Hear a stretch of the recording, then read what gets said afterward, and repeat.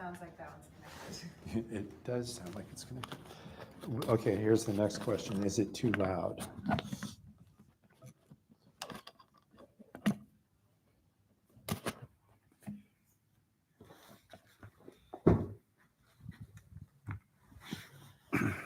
The moment of truth. Oh, is it too loud, and is it also kind of weirdly broken? There we go. I think that's too loud. Do you know where the volume control is on it?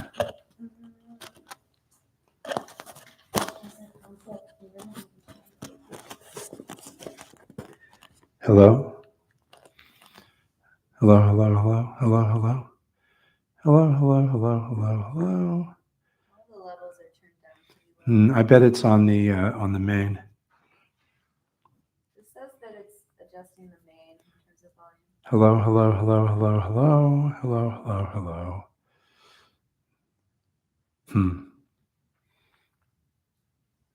It says it's set Hello. for temple soft chorus setting, which seems apropos. I can check on the computer. Okay, let's check it, because it's usually quieter than this. I can hear almost feedback. So It's quite loud, but not painful, but loud. yeah.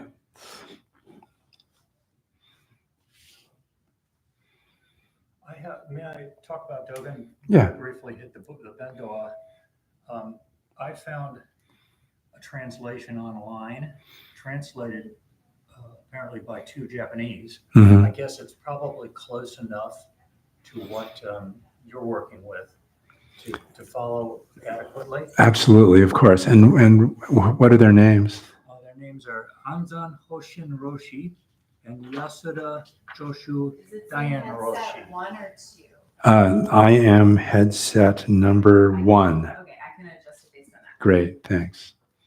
Yeah, the I don't know that translation, but I'm certain that it will be satisfactory, and we might come. The interesting thing is that different translators translate things differently, and we might come up with something interesting actually. So that's good. Yeah, it's really good. Hello, hello, hello, hello, hello.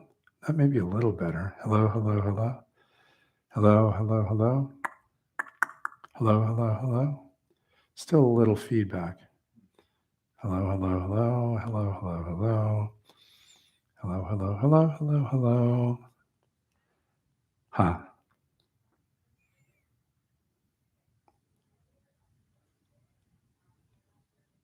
Huh.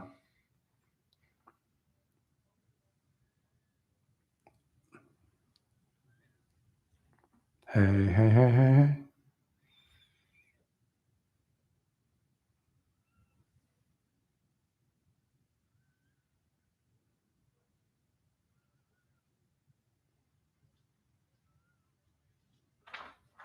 Is that any better? Yeah, it is better. It could be a little quieter, but yes, please. Yeah. There's 2 more people actually registered. Great, thanks.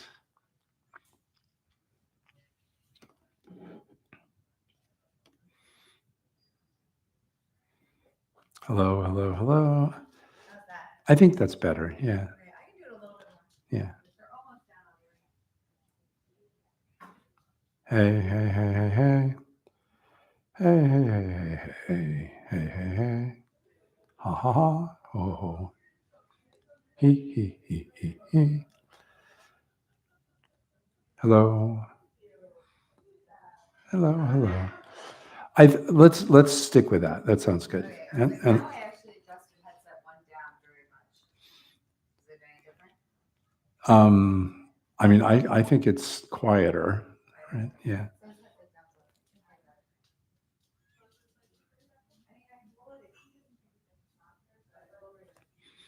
There's not a volume control on this, right? No.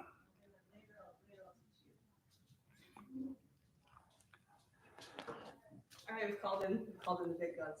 Yeah. Oh, it is loud, right? Okay.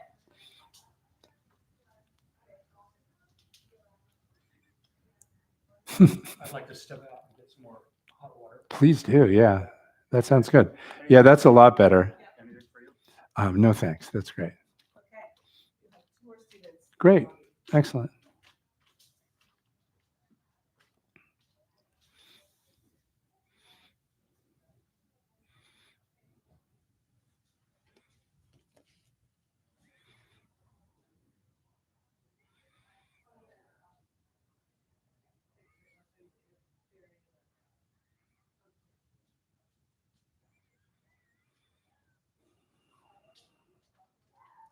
Hi.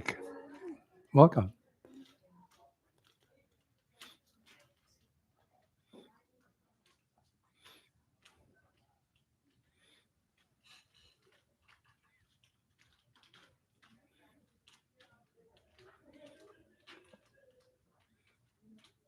I think she said I might be one more person. Great. Yeah, that's good. But now the volume's better? Much better. Okay, Yeah. I haven't done that before. Yeah. Katie knew how to do it, so. Oh, thanks.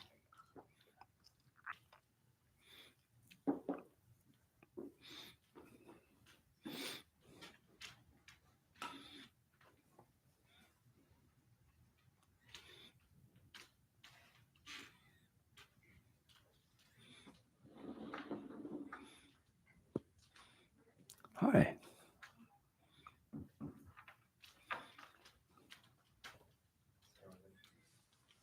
No worries.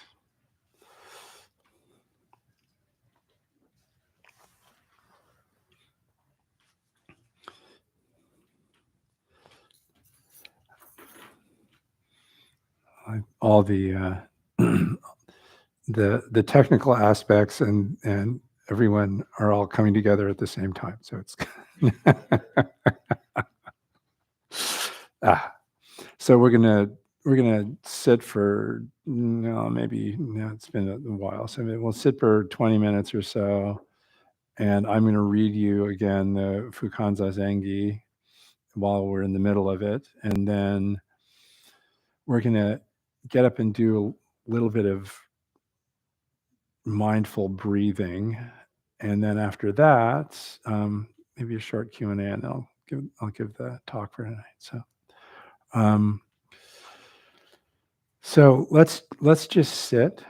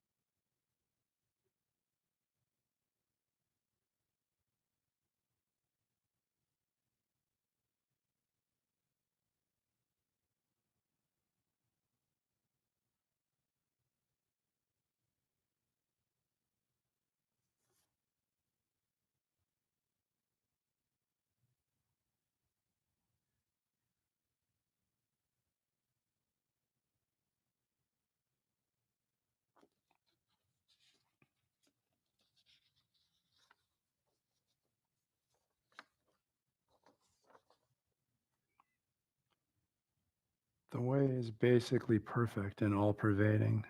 How could it be contingent upon practice and realization? The Dharma vehicle is free and untrammeled. What need is there for concentrated effort? Indeed, the whole body is far beyond the world's dust. Who could believe in a means to brush it clean? It's never apart from one, right where one is. What's the use of going off here and there to practice? And yet, if there's the slightest discrepancy, the way is as distant as heaven from earth. If the least like or dislike arises, the mind is lost in confusion. Suppose one gains pride of understanding and inflates one's own enlightenment, glimpsing the wisdom that runs through all things, attaining the way and clarifying the mind, raising an aspiration to escalade the very sky. One is making the partial initial excursions about the frontiers, but is still somewhat deficient in the vital way of total emancipation. Need I mention the Buddha, who is possessed of inborn knowledge? The influence of his 6 years of upright sitting is noticeable still, nor Bodhidharma's transmission of the mind seal. The fame of his 9 years of wall sitting is celebrated to this day. Since this was the case with the saints of old, how can we today dispense with negotiation of the way? You should therefore cease from practice based on intellectual understanding, pursuing words and following after speech, and learn the backward step that turns your light inwardly to illuminate yourself. Body and mind of themselves will drop away, and your original face will be manifest. If you want to attain suchness, you should practice suchness without delay. For Zazen, a quiet room is suitable. Eat and drink moderately. Cast aside all involvements and cease all affairs. Do not think good or bad. Do not administer pros and cons. Cease all movements of the conscious mind, the gauging of all thoughts and views. Have no designs on becoming a Buddha. Zazen has nothing whatever to do with sitting or lying down. At the site of your regular sitting, spread out thick matting and place a cushion above it. Sit either in full lotus or half lotus posture. You don't have to do this, of course. In the full lotus posture, you first place your right foot on your left thigh and your left foot on your right thigh. In the half lotus, you simply press your left foot against your right thigh. You should have your robes and belt loosely bound and arranged in order. Then place your right hand on your left leg and your left palm facing upward on your right palm, thumb tips touching. Thus sit upright in correct bodily posture, neither inclining to the left nor to the right, neither leaning forward nor backward. Be sure your ears are on a plane with your shoulders and your nose in line with your navel. Place your tongue against the front roof of your mouth with teeth and lips both shut. Your eyes should always remain open, and you should breathe gently through your nose. Once you've adjusted your posture, take a deep breath. Inhale and exhale. Rock your body right and left and settle into a steady, immovable sitting posture. Think of not thinking. How do you think of not thinking? Non-thinking. This in itself is the essential art of Zazen. The Zazen I speak of is not learning meditation. It's simply the Dharma gate of repose and bliss, the practice realization of totally culminated enlightenment. It is the manifestation of ultimate reality. Traps and snares can never reach it. Once its heart is grasped, you're like a dragon gaining the water, like a tiger taking to the mountains. For you must know that just there, the right Dharma is manifesting itself, and that from the first, dullness and distraction are struck aside. When you arise from sitting, move slowly and quietly, calmly and deliberately. Don't rise suddenly or abruptly. In surveying the past, we find that transcendence of both unenlightenment and dying, while either sitting or standing, have all depended entirely on the strength of Zazen. In addition, the bringing about of enlightenment by the opportunity provided by a finger, a banner, a needle, or a mallet, and the effecting of realization with the aid of a hasu, a fist, a staff, or a shout, cannot be fully understood by discriminative thinking. Indeed, it cannot be fully known by the practicing or realizing of supernatural powers either. It must be deportment beyond hearing and seeing. Is it not a principle that's prior to knowledge and perception? This being the case, intelligence or lack of it does not matter. Between the dull and the sharp-witted, there is no distinction. If you concentrate your efforts single-mindedly, that in itself is negotiating the way. Practice realization is naturally undefiled. Going forward in practice is a matter of everydayness. In general, this world and other worlds as well, both in India and China, equally hold the Buddha seal and overall pervades the character of this school, which is simply devotion to sitting, total engagement in immovable sitting. Although it is said that there are as many minds as there are persons, they still all negotiate the way solely in Zazen. Why leave behind the seat that exists in your home and go aimlessly off to the dusty realms of other lands? If you make one misstep, you go astray from the way directly before you. You have gained the pivotal opportunity of human form. Do not use your time in vain. You are maintaining the essential working of the Buddha way. Who would take wasteful delight in the spark from the flintstone? Besides, form and substance are like the dew on the grass, destiny like the dart of lightning, emptied in an instant, vanished in a flash. Please, honored followers of Zen, long accustomed to groping for the elephant, don't be suspicious of the true dragon. Devote your energies to a way that directly indicates the absolute. Revere the person of complete attainment who is beyond all human agency. Gain accord with the enlightenment of the Buddhas. Succeed to the legitimate lineage of the ancestors' samadhi. Constantly perform in such a manner, and you are assured of being a person such as they. Your treasure store will open of itself, and you will use it at will.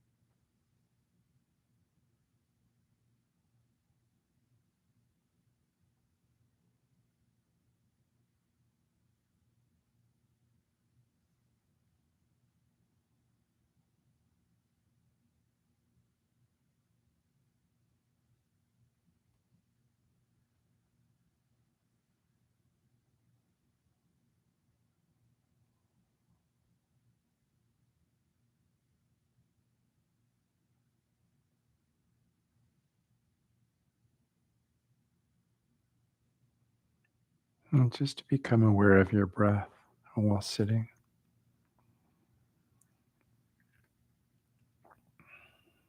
Sometimes we breathe in a shallow way into our sort of upper belly near the sternum. Sometimes we breathe in a deeper way. It doesn't really matter which.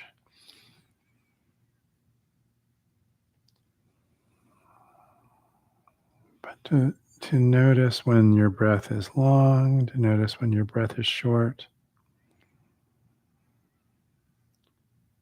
to notice whether there feels like there's plenty of room to breathe in or whether it feels tight.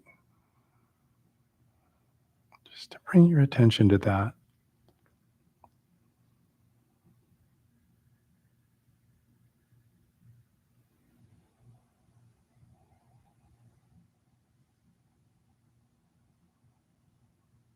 And as much as possible to let it be itself.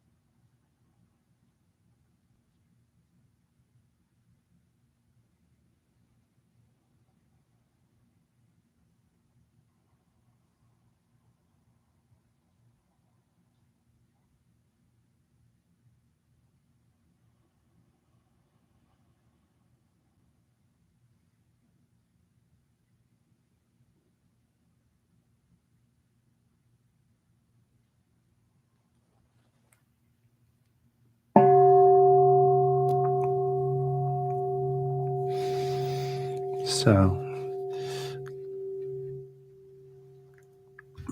before we sit down for another hour or so, let's stand up.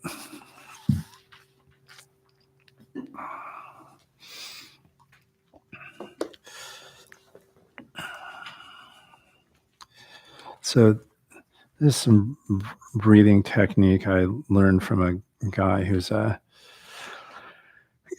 kendo, or at the time was a kendo master and ran a little Rinzai temple over on Waller Street in San Francisco. And about maybe 5 to 7 years ago, I went looking for him because I kind of thought, that was a really great workshop. I'd love to do some more of that. And I couldn't find him, and I couldn't find him, and I couldn't find him. And finally, I discovered what had happened to him. He'd become a tangisto, and he just goes and tangos everywhere. He travels the world and does the tango. And he no longer teaches Rinzai Zen, and as far as I know, he doesn't do sword fighting either. So anyway, so the idea is there's a kind of breathing that is really derived from the yogic schools. It's like a version of yogic Ujjayi breathing, but kind of softened up and with a few less locks in it, basically. And it's fundamentally the breathing technique that underlies Zazen. So everyone, why don't you stand, unlock your knees a bit, maybe tuck your pelvis a little bit so that your spine feels kind of vertical and relaxed. And the upper body is very much like the upper body in Zazen. It's got its natural curves, but the head sort of floats up and back. You can feel that your nose is, that's Dogen said in the Fukanzai Zengi, up above your navel, and your ears are in line with your shoulders. And then from there, try this. So breathe in, and then there's a place, you can keep breathing. I'll describe it a little bit more. There's a place sort of down below your navel, right in the middle of your body, that in Japanese is called the hara, right? It's kind of the bottom of your diaphragm. And you can access it by doing this. You breathe in a little bit, and then you put a little tension in your lower stomach muscles and a little tension in the muscles of your pelvic floor, so your perineal muscles and so on. And then with that tension there, let the breath just fall out of the body. So I'm going to exaggerate it.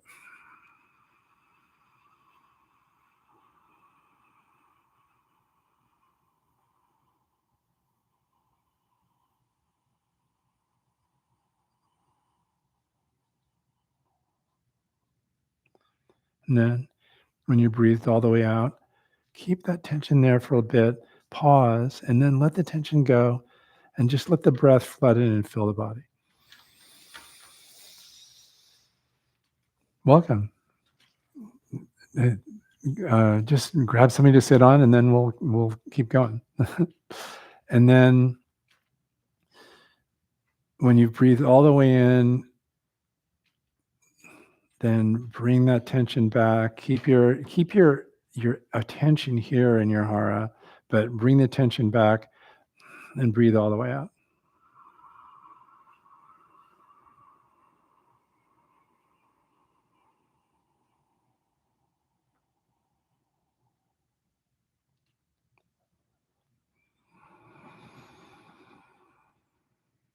What I think you'll notice is when you do this and you're really like concerted about it, what happens is when you breathe out, a lot of the tension in your upper body kind of collapses into your hara, right? And it sort of leaves your body. And when you breathe in, the breath supports your posture. So it's the incoming breath supports your posture. So to exaggerate that a little bit, on the out breath, imagine your breath falling down the front of the body.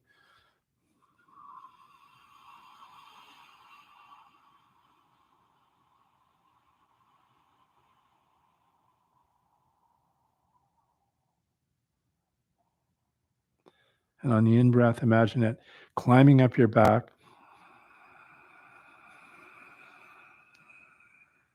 And landing here.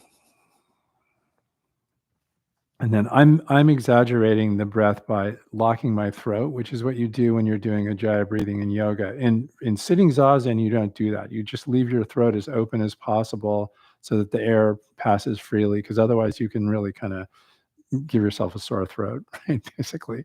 So let's just do that a few more times. So you don't have to do it with me, but I'm going to, this guy taught us all these wild hand gestures you do for the breath. So I'm going to do them for me, but you can do it at any rate and depth you like. So, but I'll tell you the story about these gestures. So you go to any East Asian Buddhist temple, and there's a very good chance there'll be two guardian figures, one on either side of the gate, right? They're usually in these sort of chambers on either side of the gate.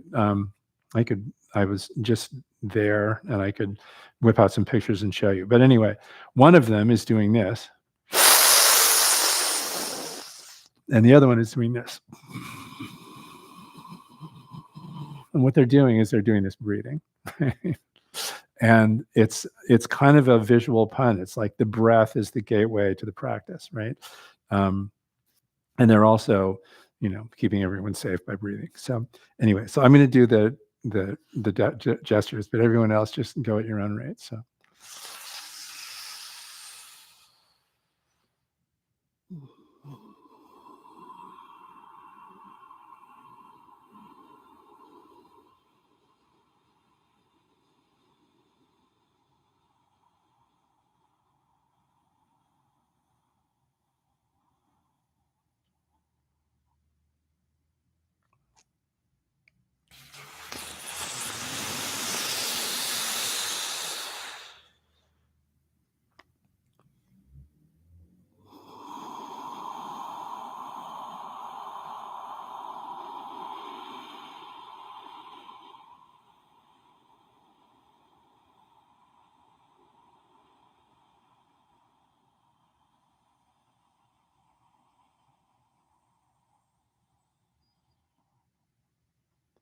One more time.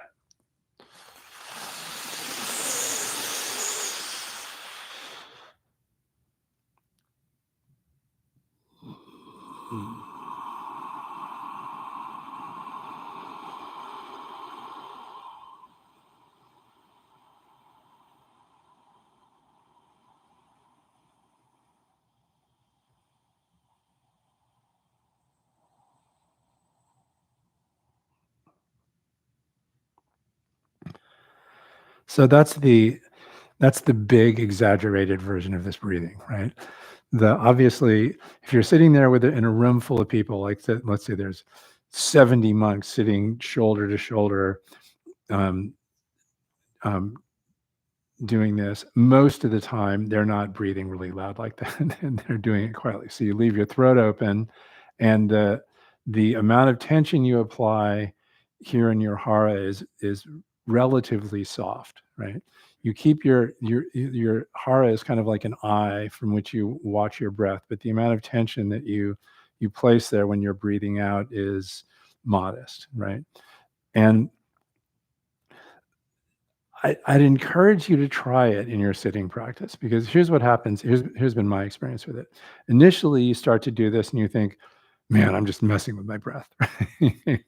But over time, what happens is that you start to realize that actually there's no one in control. And even if you're applying this subtle technique to your breathing, it doesn't have to be a struggle, basically. And it can, it can really help keep your body energized, because that's one of the things about this breath. It's just one of the major outflows of this workshop that I took. So at the time, I was playing in rock bands for a living, and also just starting back into the tech biz and doing a lot of typing and stuff like that. And my shoulders and hands were just a total wreck, right? I had lots of, borderline carpal tunnel things going on and all the rest of it. And I go to these workshops, and after 20 minutes of this stuff, my entire body felt like butter. It was smooth, and kind of nothing was bothersome or hurtful, right? And I thought, well, that's pretty good. So over time, I've sort of incorporated it into my sitting practice and my sort of everyday life, and it's actually quite wonderful, actually. So try it out. So let's sit back down.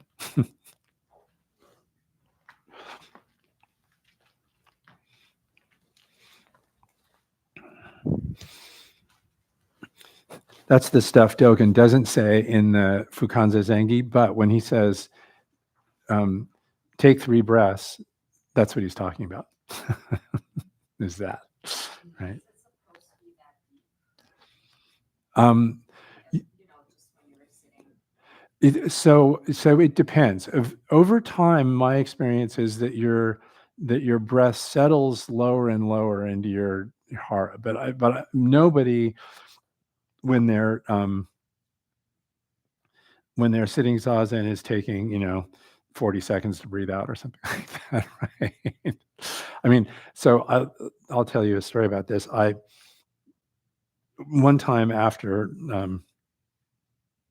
I'd done this workshop, I sat a 7-day retreat, and maybe I already told this story in here, but anyway, I was using this breath technique pretty heavily, and I was also I'd taken on this practice of only eating the first drop of anything that hit my eating bowls during meals, right? Somebody would come along and serve you, and even if they only managed to get about that much rice in my bowl, I was like, that's enough, right? So I was kind of starving, and the temptation when you're doing this breathing, when you breathe out, there's a pause at the bottom of your breath where there's very little going on, right? And it actually feels really kind of relaxing and so on, right? And so I was sort of extending it because it felt so good, and so I was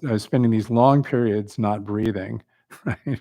And so by a few days in, I was starving and a little bit anoxic, and I just fell into the pit of hell.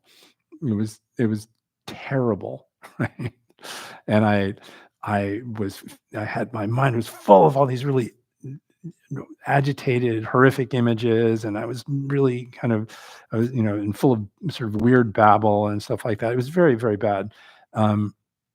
And after about a day of that, I was like, okay, I have to do something different. So I decided to eat a lot and breathe however I wanted. And after another day or so, it kind of settled down, right? But so it's good not to exaggerate it, right? It's good to really let it be itself. But over time, like I said, I think my experience is that my breath has deepened, and the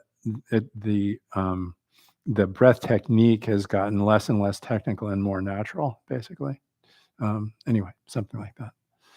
So any other questions about the sitting, about his instructions in the Fukanza Zengi, the breathing? Any other questions about any of that? Yeah, go ahead. In the text, I noticed this time that it was like leave your eyes open.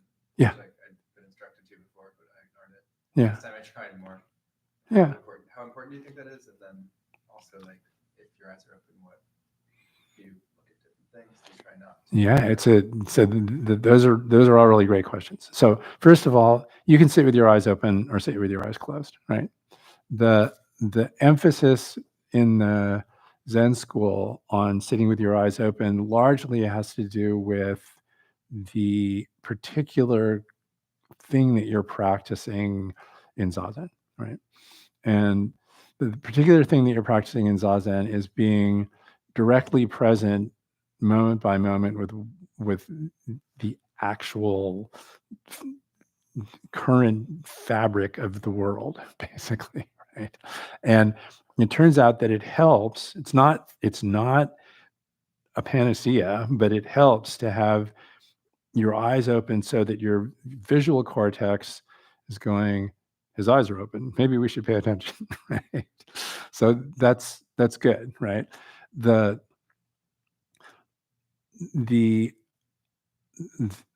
He doesn't say this in the Fukanza Zengi, but the general advice for the eyes is you keep your gaze. Now this is a detail, but you keep your gaze relaxed and your eyes sort of down. So if I'm sitting staring at a wall, let's say there's a wall here, my eyes would be my fovea would be about right there, something like that, right? And you want to have your gaze be wide, so that it's not like you're looking around, but you're really taking in the periphery. So if you put your hands out here without moving your eyes, you should be able to see your hands, right? And that's kind of, and okay, so that's the primary instruction with respect to eye posture, right? What you'll notice is that there's three major modes of engagement with the visual system. There's looking, which is to say looking at objects and having explanatory mental formations come up about them. Like, look, it's a wireless unit. They're looking at this symbol, and then I was like, wait, Right. Exactly. So that's looking, right? And then there's just seeing, which is this thing that happens where your eyes settle down. You have this broad field. Your eyes are relaxed. They're not moving around much, and they're mostly just taking stuff in. What happens then quite often is not so much in an environment like this, but when you're staring at a wall, you start to see the imprint of your visual system on the wall, right? So you get this dark area. Sometimes it comes out lit up blue where your fovea is, and then there's this sort of contrasty area around that, and then out here there's this sort of feathery stuff, and it sort of fades off into the periphery, right? That's seeing, right? And then the other one is not seeing, which is what we do a lot of the time. You can walk through a room being fully awake and not see anything at all, right? And you can and this is true for all of our sensory modalities, but they the one that's associated with vision is really obvious, and it's ever present. So it's a kind of a barometer, right? It's like when you switch from seeing to not seeing and then back to seeing, you really know that you've done it, right? So something like that. Does that help? and Or is that the not seeing is the desire? Is like, is it? the not seeing is usually not seeing because you're tangled up in discursive thought or something like that, right? Well, in the context of Zazen, like which of those three things is like the Well, the ideal is pure seeing. That's all, right? Yeah. Does that make sense? Or, yeah. Okay. Cool. Nice. Anything else?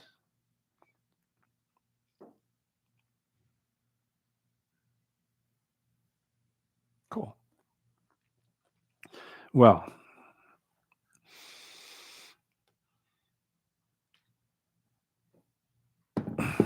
so last week we were talking about the background of the Bendowa, and we got pretty far into the background. And I wanted to say that there were a couple of really excellent questions that tested the limits of my familiarity with the Pali Canon. I mean, I basically have studied the Mahayana literature, and primarily, I have to say, the Chinese literature. So the koans and Transmission of the Lamp, and there's a bunch of famous poems that we study and chant regularly, and so on and so forth. And I've read a lot of the Pali Canon.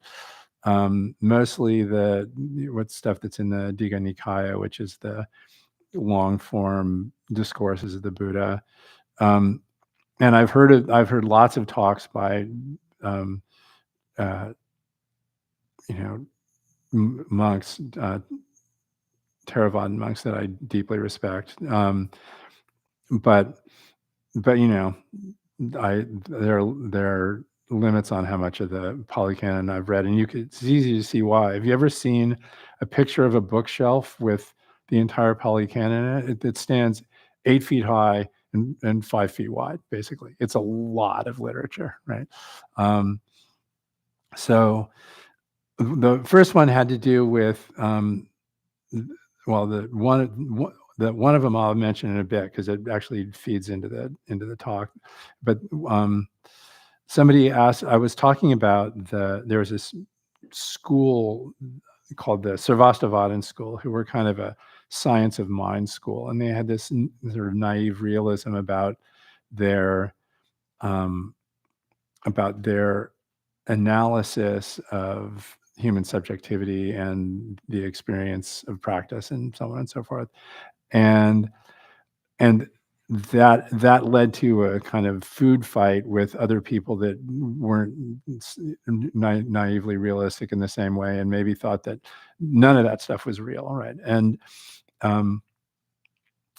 that in turn led to the concept of emptiness, which is one of the foundations of Mahayana Buddhism. The notion that pretty much everything we can say, think, act on, etc., is a construct, and reality, although there is a reality, it's inconceivable, right? We really kind of don't take it in, right? And somebody said, well, what about, how does that relate to the Abhidharma of the Theravadins? And I was only vaguely aware that the Theravada school had a footprint in the Abhidharma, and so I did a bunch of poking around and it was really enjoyable poking around in the intervening week, and discovered that in fact they do, and they have a story about it where their preferred story is that every single thing in their canon was the words of the Buddha. And to explain the obvious stylistic differences between the writing in the Abhidharma and the writing in the rest of the Pali Canon, they're like, well, the Buddha actually preached the Abhidharma to a bunch of gods because you need a really long attention span to hear the whole thing and understand it. And then he gave some summaries to Shariputra, and Shariputra wrote sat down and hand wrote the Abhidharma. Right? But anyway, my take on it is this, right? Like, there was the founding of Buddhism, however that happened, and a bunch of teachings that came forward, and you can see it in Buddhist history. In the middle of the history of Indian Buddhism moved from being a kind of solely renunciate kind of sermonic practice into something that was a little bit more academic. It's a lot like if you go to study urban or observe urban Buddhism in Thailand, there are these big institutions full of monks who practice and study and debate and do all this other stuff, right? And out of that fell this literature that was attempted to be an explanation of human experience and psychology in terms that were driven by the Buddhist teachings, right? And the Sarvastivadins had one, and the Theravadins had one, and there were a few others as well, right? So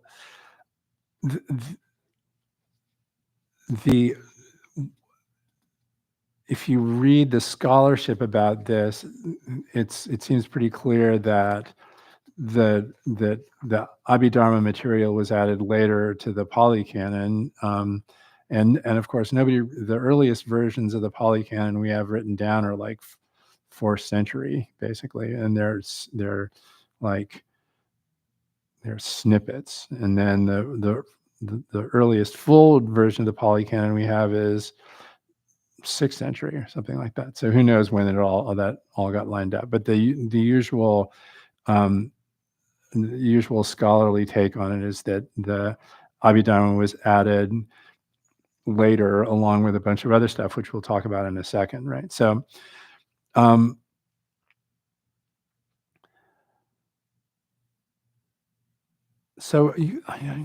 maybe you recall from last week that I sort of defined the Buddhist Manifesto as the speaker or writer establishes their bona fides, makes some central dharmic points,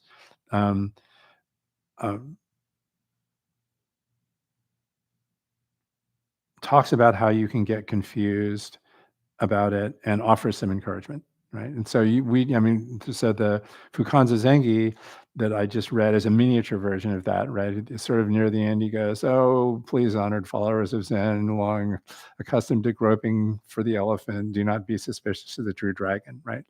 And he says also, early on, how you can get confused. He says, well, if you're studying this stuff, it's fine. But if the least like or dislike arises, then you're confused, basically. And the way is as distant as heaven from earth, right? So we did a lot of talking last time about Dogen establishing his bona fides. He gave a little kind of way-seeking mind talk where he described who he studied with, and I mentioned that he sort of digs in and does a brief description of the lineage from the time of Buddha down to what was at the time the present day, in terms of where the teachings he was talking about came from, and more specifically, the idea that was put forward in Chinese Buddhism is that the actual mind of Buddha had been transmitted down through the ages and was alive, just as alive today as it was back in the day, right? So then he jumps into the Dharma part, and he basically says this. He says, all Buddha Tathagatas who individually transmit inconceivable Dharma, actualizing unsurpassed, complete, perfect enlightenment, have a wondrous art, supreme and unconditioned, and receptive samadhi is its mark. Okay, so he says that. So the all Buddha Tathagatas thing gets me to the other question, which had to do with the notion that there have been lots and lots of Buddhas. And I said I wasn't sure, but I didn't think that the Theravadins had that idea. But it turns out, I did a bunch of digging around. In the Mahayana canon, we're constantly chanting homage to the 7 Buddhas before Buddha, right? And to also to Maitreya that's supposed to come later, right? And the 7 Buddhas before Buddha are called Bibashi in Japanese, Bibashi Butsu, Shikibutsu, Bishafu Butsu, Kurusan Butsu, Kunagon Muni Butsu, and Kasho Butsu, right? They're just this thing that people made up. It was probably some confluence of the sort of Indian notions that there had been these vast ages of the world before the present day, and somebody probably asked once, like, was there a Buddha in each one of those? And they had to say yes. So then they made them up, right? And then in addition, the Mahayana canon has literally thousands of other Buddhas, right? The Theravadan canon has 29 Buddhas total, which is great, but including Maitreya and the 7 Buddhas before Buddha and like 23 others or something like that, right? So anyway, so that's the story, and Lord only knows how that came about. Probably something like what I said, but the other part is that this stuff is in a thing called the part about the 29 Buddhas is in this thing called the Buddha Vamsa, which is it's part of an addendum to the Pali Canon called the what's it say Kudaka Nikaya, right? So it probably got added sometime later, right? Like late in the game.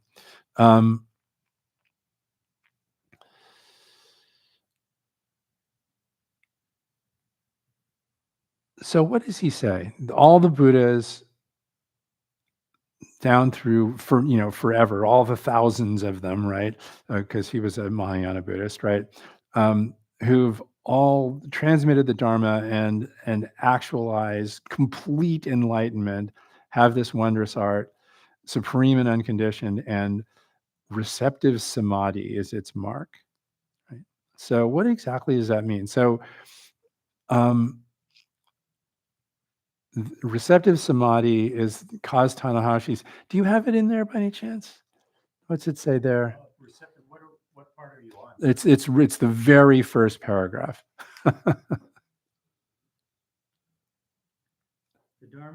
This Dharma is present in abundance in each person, but it is not actualized without practice or lived without realization. Okay, that's later. Buddhas and the thus come ones Yeah. have all simply transmitted an unfabricated wondrous Yes. Keep going. Yeah. of realizing complete and utter awakening, the teaching of wonder.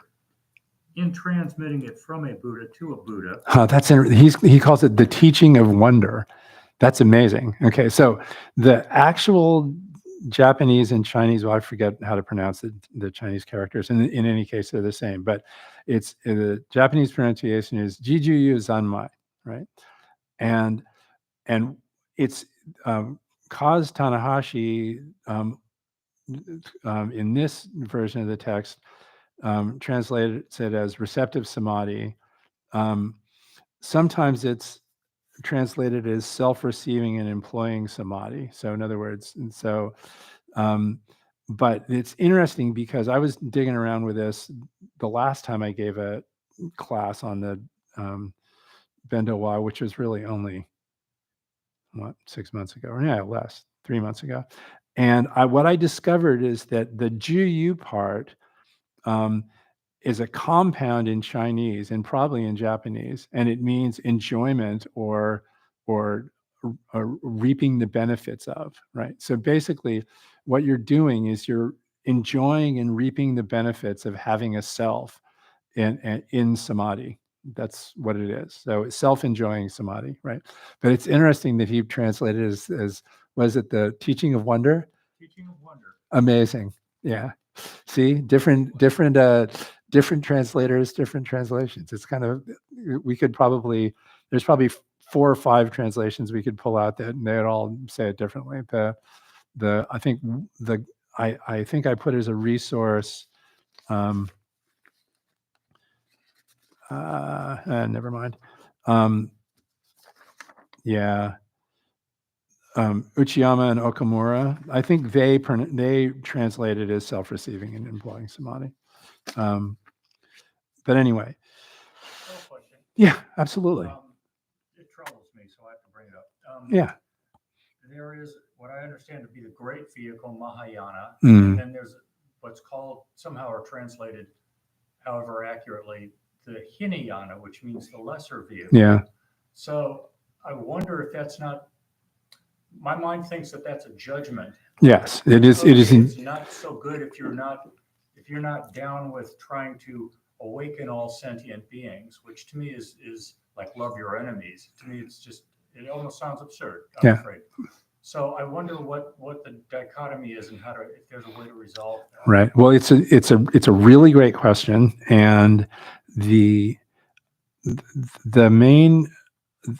first thing I'll say is no one uses the word Hinayana Buddhism anymore, right? Because it is, in fact, a judgment and not a particularly good one, right? And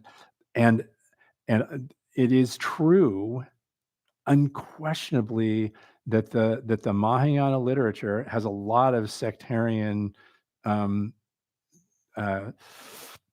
of downgrading of other schools of Buddhism, but it's good to drop that stuff, right? So that the term that people use these days is the term that was essentially adopted by the founders of the school, which is Theravadan Buddhism, which basically means those people who follow the old way, kind of, right?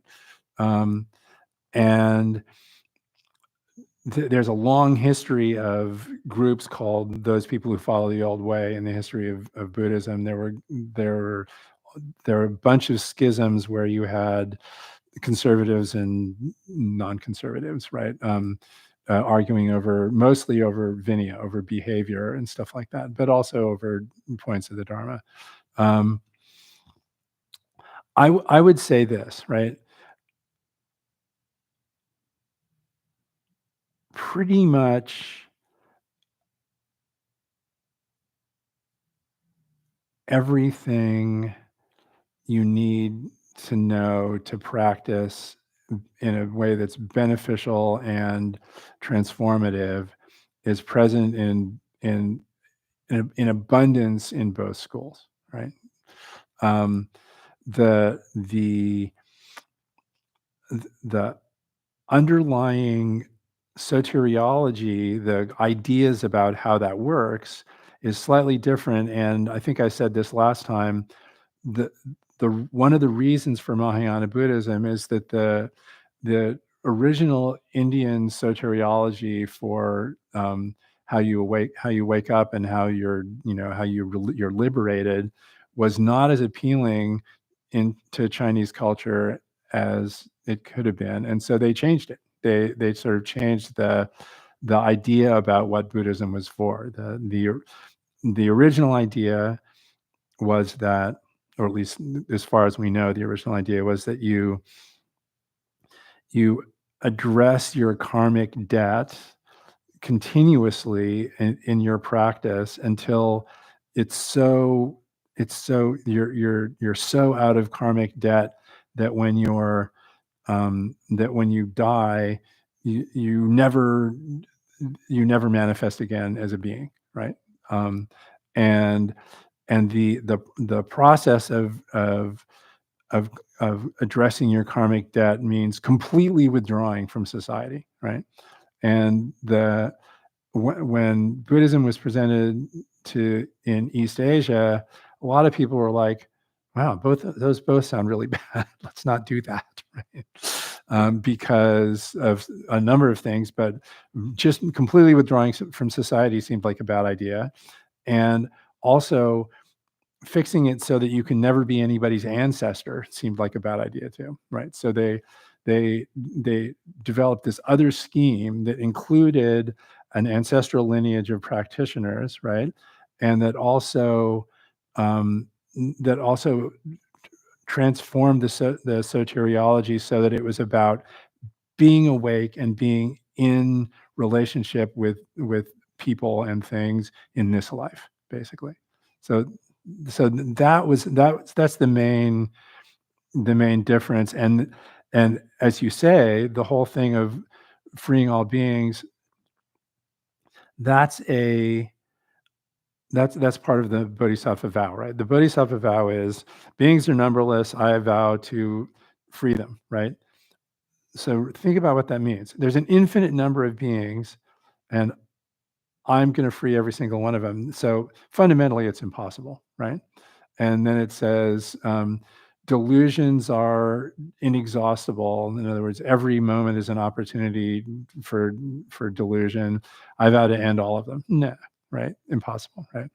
And it says, Dharma gates are, well, we'll talk about this in a little bit, but are immeasurable in the sense that they run from infinitely large to infinitely small and everything in between. I vow to step through every single one of them, right? Yeah, right. And the Buddha's way is impossible, but I vow to embody it, right? Or accomplish it, actually, is I think what the original says. People don't like translating it that way, but the idea is that that vow takes you into this mode where all of your goals are impossible. So why not just practice, right? And that's kind of the idea, right? That's the sort of foundational, the set of foundational tropes in Mahayana Buddhism and Zen in particular, right? So yeah. Anyway, does that make sense? Or yeah, excellent. Cool. Okay, so back to what he was saying, right? So self-receiving and employing samadhi, right? I mean, the question is like, what other choice do we have, right? If you think about it, right, your engagement with everything is entirely, what's going on here? And here's an example. Your engagement with everything is entirely mediated and delivered by your sense hardware, your, in interacting with your memory, interacting with your self-narrative faculty, et cetera, et cetera, et cetera, right? That's what we live in. We live in a construct that is a self-construct situated in a construct that describes the world based on the sensory input we've got about it, and animated through our supposedly volitional activity, right? That's where we live. We don't live anywhere else, and our ability to see reality, whatever that is totally limited by our by the construction of ourselves, right? And by the limited domain of our sensory hardware and everything else, like Richard Feynman says, coming through this body right now is an unbelievable array of energy and information that just passes through it like a breath of wind without being picked up at all, right?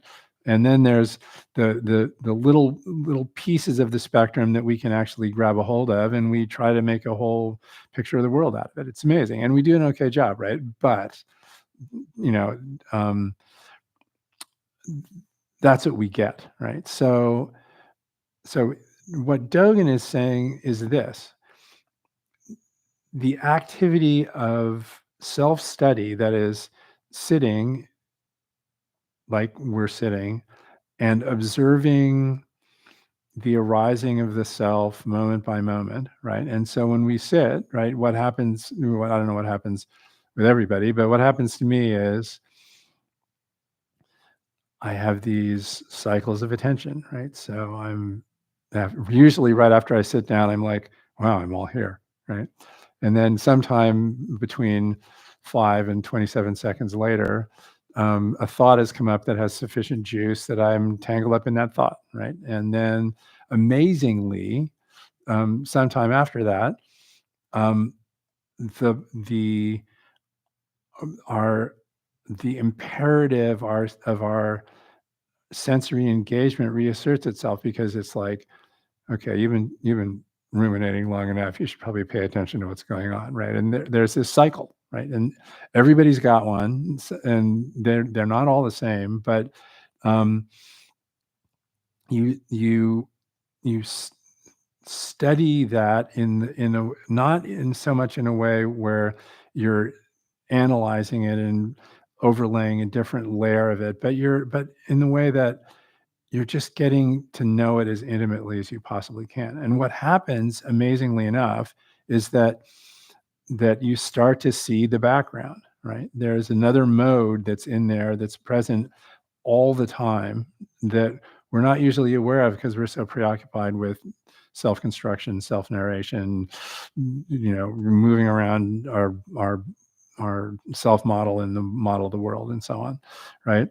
But it turns out that mode of being, that mode of engagement, has a very different set of parameters and concerns than our conventional thinking, right? And people, ever since they've discovered this, have been naming them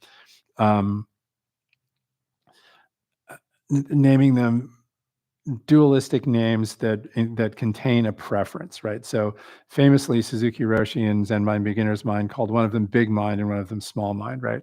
Who doesn't want to be just like big mind all the time, right? But it turns out that they're both equally important to the existence of a human life, right? We couldn't live without our categorizing, self-narrating, judgment-making, goal-seeking mind. We'd just be like, I don't know, you can't even come up with a metaphor that involves a living being that doesn't have those things, right? So you'd be like,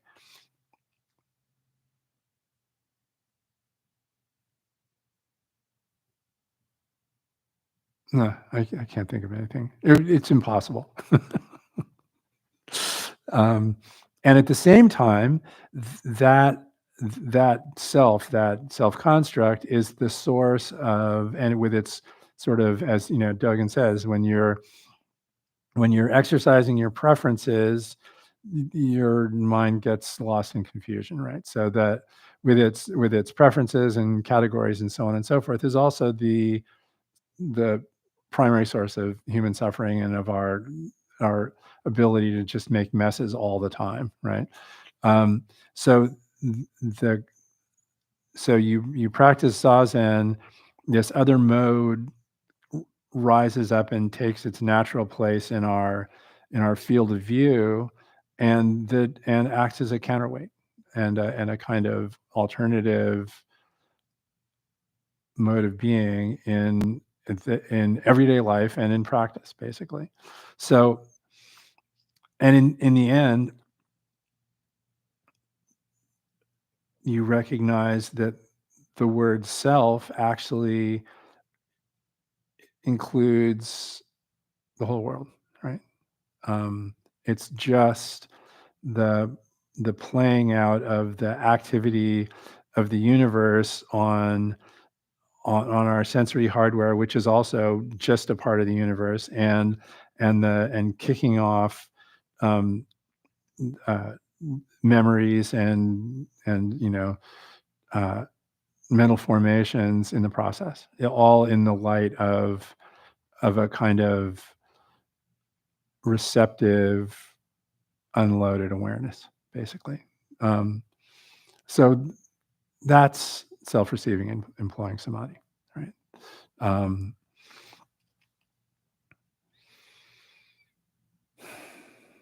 Any questions about that before we move on? How would you define samadhi, other than maybe this wonder? Well, it's a really great question. There's a whole bunch of different kinds of samadhi talked about in Buddhism, right? And they all have other markers associated with them. The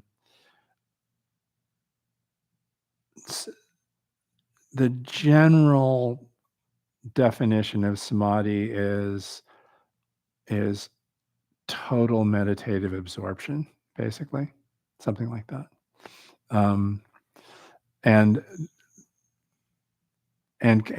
But also he says this thing in the Fukanza Zengi. He says basically, Zazen I speak of is not learning meditation, right? In other words, you're not doing this to figure something out, right? He says it's simply the Dharma gate of repose and bliss, the practice realization of totally culminated enlightenment. And you might think he's exaggerating, but he's absolutely not. He completely means that, right? I remember once I asked my teacher after 7 days of sitting and uncomfortable knees and other joints and kind of wearing out my sit bones and so on and so forth. I said, like, what is it that makes sitting sitting on a bed of nails hour after hour into the Dharma gate of repose and bliss, right? And I said, and don't say you need a comfier zafu, right? But in the end, the question answers itself, right? It really is the case that the baseline of this other mode of engagement ranges from grateful appreciation up to delight, basically. That's depending on your level of activation, depending on how excited you are, basically. And so contact with that, I think, is also one of the things that comes along with the definition of samadhi, right? Cool. And I have to say, it's completely true, right? that it really is the Dharma gate of repose and bliss, amazingly enough. And that might be just about all we have time for today. And that got us to kind of a good place. So how about this? How about some homework?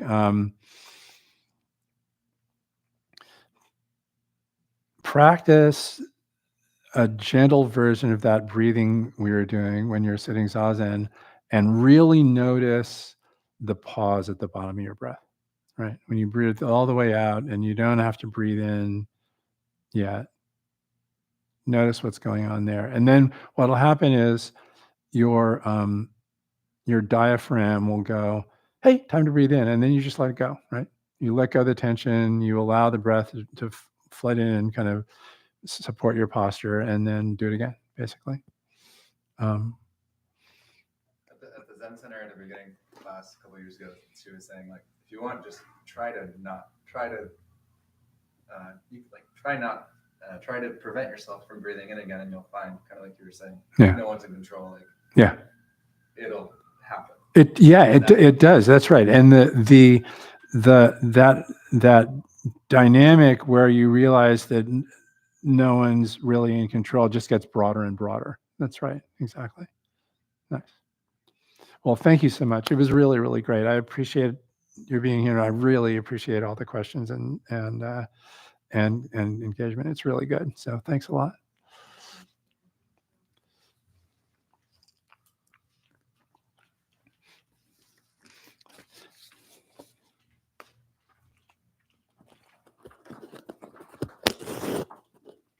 In a dojo, if you make that gesture to us, would we the students make it back to you?